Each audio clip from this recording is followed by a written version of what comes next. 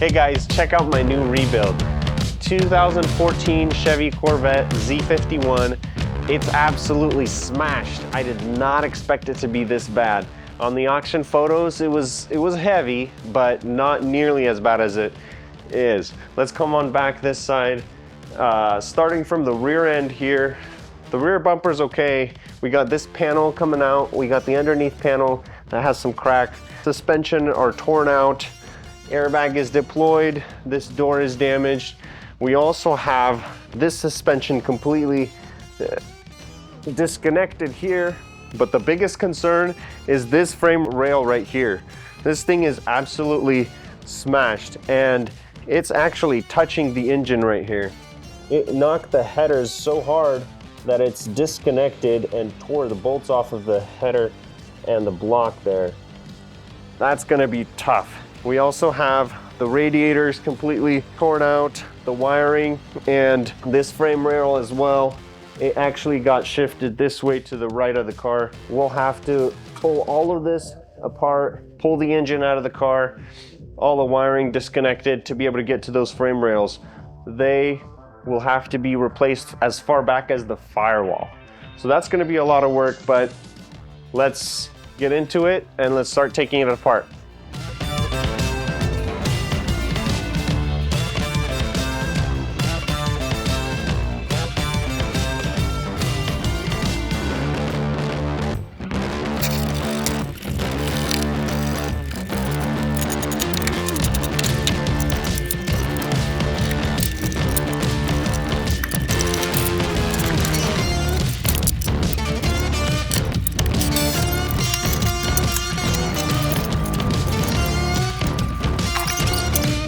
Here's a closer look, now that it's somewhat taken apart, of the frame rail.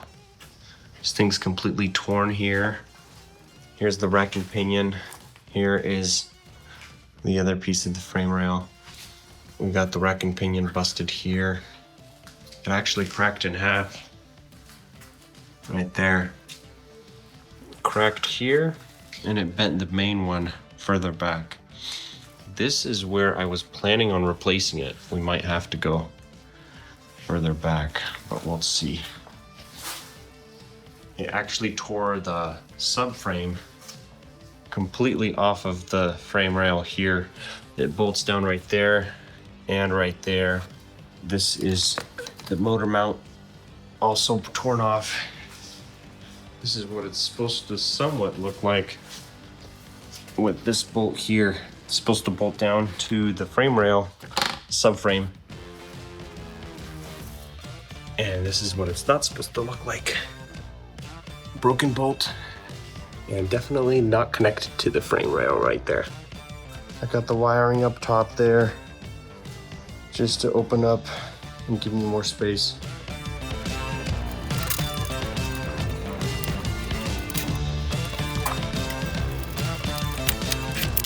All right, we just got that subframe off. Here's the engine. It's just hanging on one jack for now.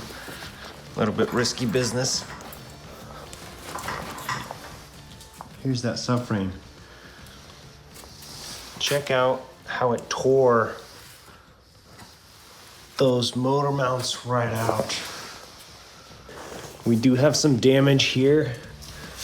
There's the oil filter, and there's the oil filter pump. And that's busted off completely. The oil pan looks okay.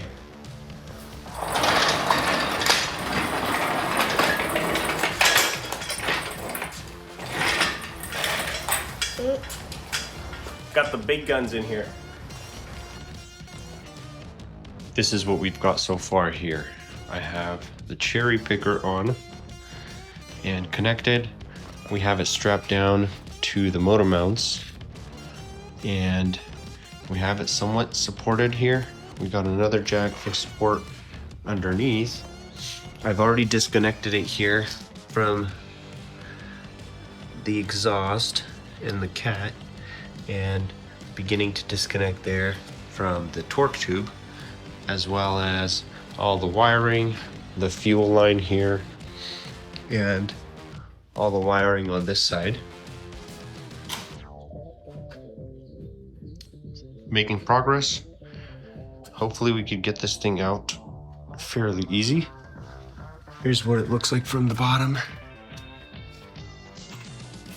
That's the torque tube that goes to the transmission in the back. I had to drop the exhaust completely right there and begin disconnecting this cracked bell housing and all the wiring to the engine. It's official, we have it disconnected completely here from the torque tube, the engine bay, the wiring, the hoses. Let's try pulling this thing out.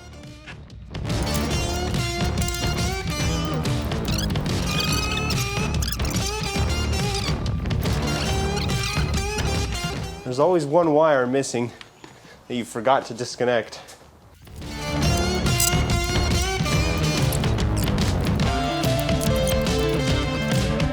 And here's our engine. It's officially out. Now that we have the engine out, let me show you the damage here on the subframe and the frame.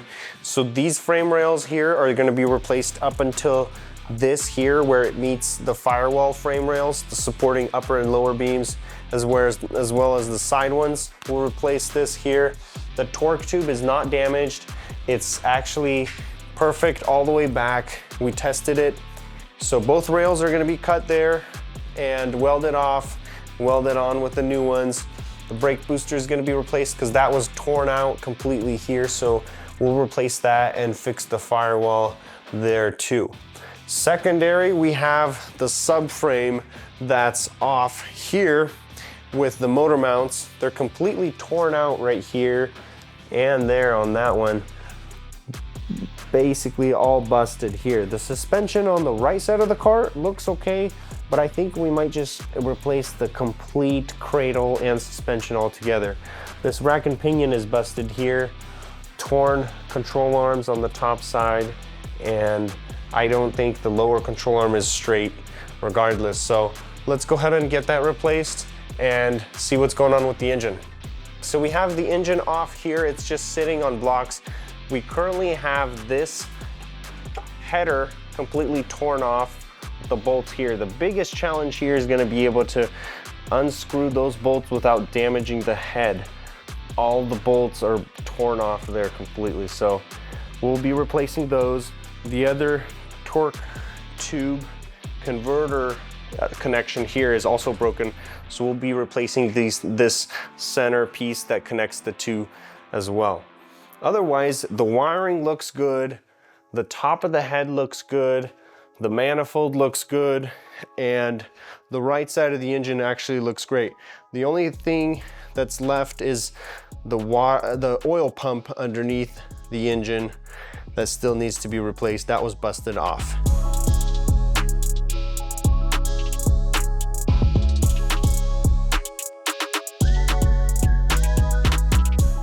All right, we got Mark with MRM Towing here.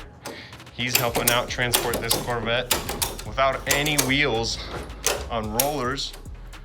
And this thing is going for framework.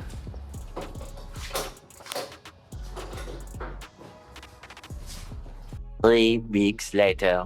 Hey guys, I have good news and bad news. The good news are the car is back from the frame guy. The bad news are it's not repairable.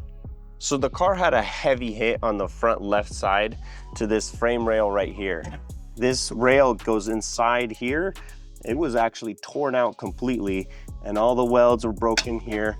All of these supporting brackets were pushed in to the firewall here, and it actually cracked the entire frame rail, hitting the engine right here. Very heavy hit, definitely tough.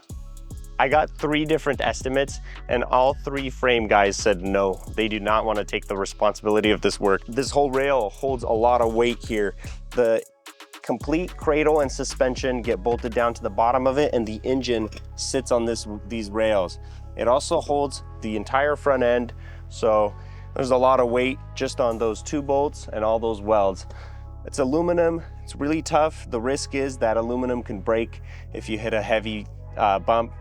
and it's not as reliable as you want it to be. Sometimes you win, sometimes you lose. With these rebuilds, you kind of have to be ready for anything and everything.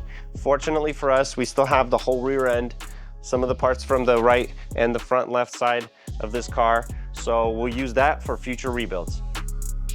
No, too soon.